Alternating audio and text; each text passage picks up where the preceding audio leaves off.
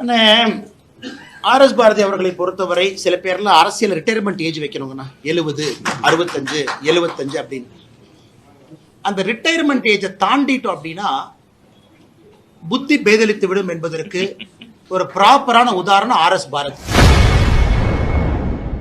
பிரதமர் மோடி மற்றும் அமித்ஷாவை ஒருமையில் திட்டிய திமுக அமைப்பு செயலாளர் ஆர்.எஸ். பாரதி ரிட்டையர்ட் ஆகாத அறிவாலய கொத்தடிமை என பாஜக முன்னாள் தலைவர் அண்ணாமலை காட்டமான பதிலடி கொடுத்துள்ளார். கடந்த சில தினங்களுக்கு முன்னாடி ஆர்.எஸ். பாரதி ஒரு பேட்டி கொடுக்கிறார், மேடையில் பேசுறார்.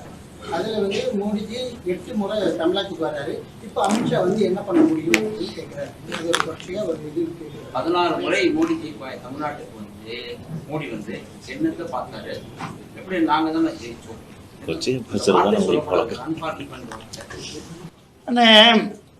ஆர்.எஸ். பாரதி அவர்களை பொறுத்தவரை சில பேர்லாம் அரசியல் ரிட்டையர்மெண்ட் ஏஜ் வைக்கணுங்கண்ணா, 70, 65, 75 அப்படின்னு. அந்த ரிட்டையர்மெண்ட் ஏஜை தாண்டிட்டோம் அப்படின்னா புத்தி பேதலித்து விடும் என்பதற்கு ஒரு ப்ராப்பரான உதாரணம் ஆர்.எஸ். பாரதி.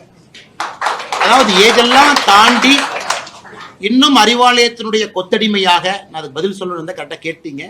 அறிவாலயத்தினுடைய வாசல்ல ஒரு வயசு என்னங்கண்ணா, என் வயசு என்ன, என் வயசுக்கு ஆர்.எஸ். பாரதியை பற்றி நல்லா பேசவே கூடாது.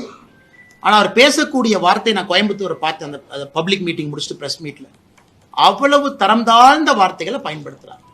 இதுக்கு தான் டங் கண்ட்ரோல் இல்லை, நாவடுக்கம் இல்லை.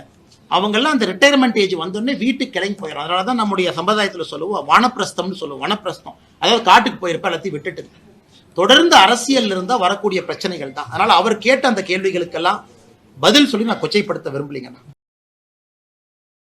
செய்திகளை உள்ளது உள்ளபடி தெரிந்து கொள்ள ரெஃப்ளெக்ட் நியூஸை சப்ஸ்கிரைப் பண்ணுங்க.